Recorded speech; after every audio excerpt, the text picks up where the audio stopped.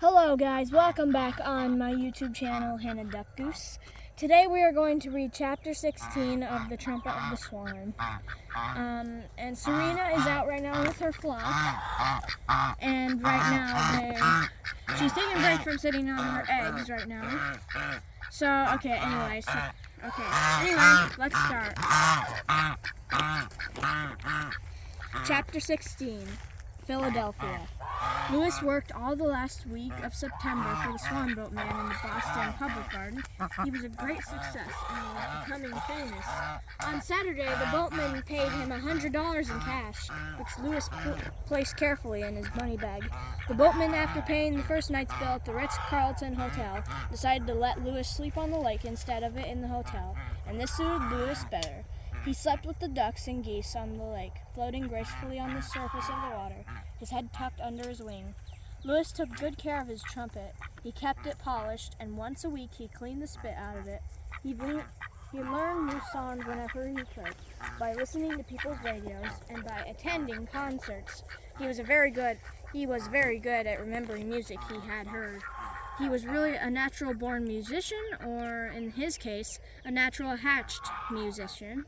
One song he liked was Beautiful Dreamer, Wake Unto Me. Whenever he played it, he thought of Serena, and always when he finished it. The passengers on the Swan boat clapped loudly and cheered. Lewis liked applause. It made him feel light-hearted and gay. Sometimes at the end of the afternoon, Lewis played Now the Day is Over. He made it sound sweet and sad. One afternoon, when he was leading the last trip of the day, he played the Cradle Song by Brahms. The passengers sang the words, lullaby and good night, with roses be dyed. A boy in the front seat of the boat pulled an air rifle from under his jacket and began shooting BB shots at Lewis's trumpet. Whenever a shot hit the horn, it made a pinging sound. So the Cradle Song sounded something like this. Lullaby, ping, and good night, ping, with roses be dyed, ping. The children on the boat roared with laughter when they heard this, but the grown-up passengers were angry. One of them seized the boy's rifle. Another went home that night and wrote a letter to the Boston Globe urging a stronger gun control law. On some afternoons at the end of the day, people gathered on the shores of the lake to listen while Lewis played taps. It was a peaceful scene, a memorial hour. The Swan boat had never enjoyed such popularity or made such a lot of money for the owner, but Lewis knew that the boats would not run all winter. In a few days, the boats would be hauled out for the season to wait quietly for the arrival of spring. One day when Lewis was waiting for the boat to take its passengers aboard, a Western Union messenger boy appeared on a bicycle. "I have a telegram for the Swan," he said. The boatman seemed surprised, but he took the telegram and handed it to Lewis, who opened it promptly. It was from a man in Philadelphia. The message said, "Can offer you $500 a week for nightclub spot, 10-week engagement. Please reply. Signed, Abe Lucky, Lucas Hotel Nemo." Lewis did some quick figuring. $500 a week for 10 weeks? That was $5,000. $5,000 would easily pay his father's debt to the music store. He took his slate and wrote, "Offer accepted. Arrive tomorrow. Meet me at Bird Lake in the zoo. Splashdown will be at 4:52 p.m. Hope this will be a convenient time for you." Lewis showed the message to the Western Union boy, who copied it on a telegraph blank. "Send it collect," wrote Lewis. The messenger nodded and rowed away. Lewis stepped back into the water. The boat's lines were cast off, and Lewis led the way. He knew it was his last appearance with the Swan boat, and he felt a little sad.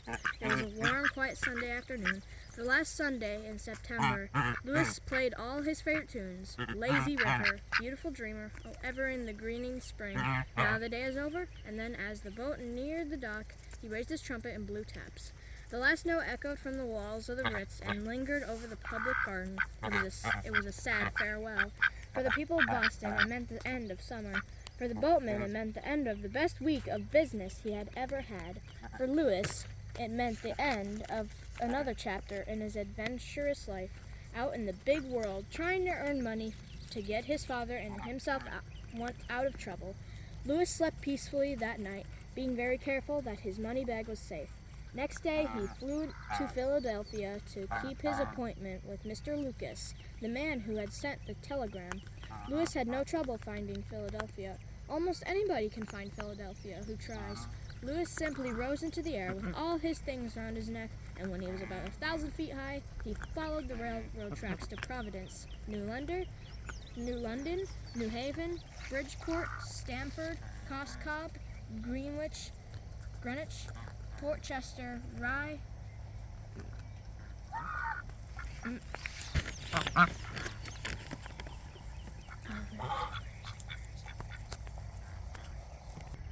Mamaroneck, New Rochelle, Pelham, Mount Vernon, and the Bronx.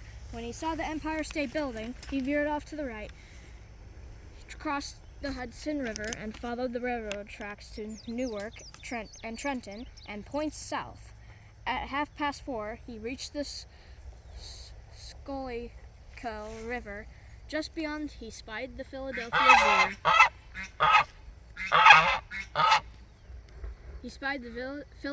Zoo. Bird Lake looked very attractive from the air. It was crowded with waterfowl of all kinds, ducks and geese mostly. Louis thought he also saw 2 or 3 swans. He circled, picked an open spot, and exactly at 4:52, he splashed down. His trumpet banged against his slate knocked against his metal rapped against his chalk pencil, and his chalk pencil on a string wound itself around his money bag. All in all, the splashdown caused quite a commotion. The ducks and geese were not expecting anything like this to happen. A big white trumpeter swan dropping down out of the sky, loaded with personal possessions.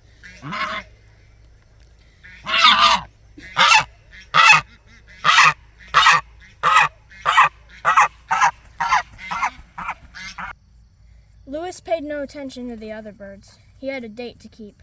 He saw a man leaning on the wide railing in front of the birdhouse. The man was dressed in a purple suit and wore a Tyrolean hat. His face looked shrewd and wise, as though he knew a great many things, many of them not worth knowing. That must be Abe Lucky Lucas, thought Louis. He swam quickly over. "Coho!" he said through his trumpet. "My pleasure," replied Mr. Lucas. "You are right on time. The splashdown was sensational. Welcome to the Philadelphia Zoo, which crawls with rare mammals, birds, reptiles, amphibians, and fishes, including sharks, rays, and other fish-like vertebrates. Watch out for wild animals. This place is replete with them. Snakes, zebras, monkeys, elephants, lions, tigers, wolves, foxes, bears, hippos, rhinos, woodchucks, skunks, hawks, owls, and owls. I seldom come here. My work confines me to the throbbing heart of the city. Among the money changers, I am under great pressure from my work. How was your trip from Boston?" "Smooth," wrote Louis on his slate. "I made good time. What about my job?" "A happy question," replied Mr. Lucas. "The job will start on October 15th. The contract has been finalized. Your place of employment is a nightclub of great renown. Across the river, a place of high fashion and low prices, a jumpy joint. You will be called upon to make appearances each evening except Sunday and play your trumpet for the happy customers. Once in a while you can join a jazz group, Louis the Swan on trumpet. The pay is very good. My spirits are lifted by thinking about the pay. Wealth and happiness are around the corner for Louis the Swan and Lucky Lucas, the great of heart. My agent's fee is 10%, a mere bagatelle. How do I get to the nightclub?" asked Louis, who only understood about half of what Mr. Lucas was saying. "In a taxicab," replied Mr. Lucas. "Be at the north entrance of the zoo, Girard Avenue and 34th Street, at 9 o'clock on the evening of October 15th, a night that will live in memory. A cab will await your pleasure and will transport you to the club. The driver is a friend of mine. He, too, is under pressure from his work." "Who's going to pay for the cab?" asked Louis on his slate. "I am," replied Mr. Lucas. Lucky Lucas, the generous of heart, pays for the cab for Louis the Swan, and by the way, I see that you are not wearing a money bag, and that is a plump with moolah. I suggest, from the kindness of my great heart, that turn this money bag over to me for safekeeping during your stay in Philadelphia, a place of many thieves and pickpockets." "No, thank you," wrote Lewis. I will keep money bag myself." "Very well," said Mr. Lucas. "And now there is one other small matter I must bring to your attention. Most of the birds that swim on this luxurious lagoon have undergone surgery.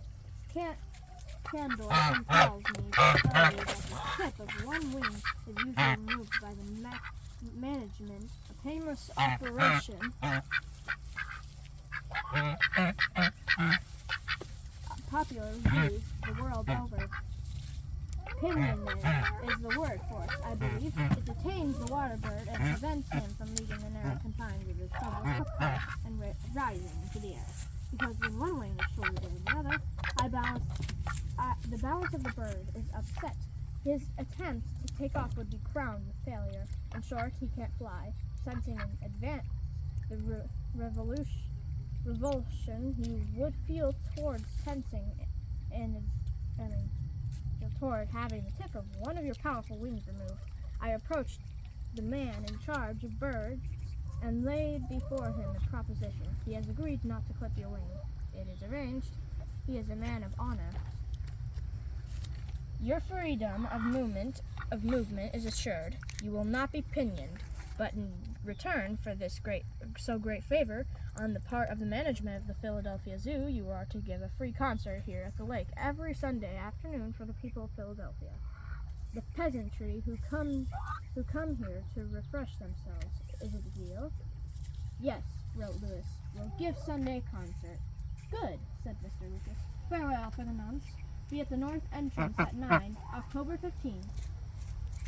A cab will await you. Play well, sweet Swan. You will be the finest thing that has happened to Philadelphia since the Constitutional Convention of 1787. Lewis didn't understand this, but he nodded goodbye to Mr. Lucas and swam off toward the island in the center of the lake. There he stopped ashore, straightened his things, preened his feathers, and rested. He was not sure he was going to like his new job. He was not sure he liked Mr. Lucas, but he needed money badly. And when you need money, you're willing to put up with difficulties and uncertainties. One good thing about the whole business was the zoo itself. It seemed like an extremely nice place in spite of what he had heard about having your wing clipped. Lewis had no intention of having a wing clipped. "I'll sock anybody who tries that on me," he said to himself. He was pleased to see so many other water birds. There were many kinds of ducks and geese. In the distance, he saw 3 trumpeter swans. They were old residents of the lake. Their names were Curiosity, Felicity, and Apathy. Lewis decided he would wait a day or two before making their acquaintance. Bird Lake has a fence around it. When the night came for him to start work, Lewis polished his trumpet, put on all his strings, flew over the fence, and landed at the north entrance. He was there promptly at 9. The taxi cab was there, waiting, just as Mr. Lucas had promised. Lewis got in and was driven away to his new job. Well, you guys, that was a pretty long chapter, but I really hope you enjoyed it. Benjamin, what are you doing in Serena's nest? Get out of there. What are you doing? You're going to step on her egg. Don't do that, Ben. Benjamin, come here, buddy. You're not supposed to be in there. Get out. Get out. Ben! There you go. Okay, good boy. Serena, I hope you saved your egg. Benjamin, you're not even supposed to be in there. Anyway, sorry. He's just being a little spunky and being a daredevil today. Anyway, I hope you enjoyed this video. Leave a like and subscribe. And stay free.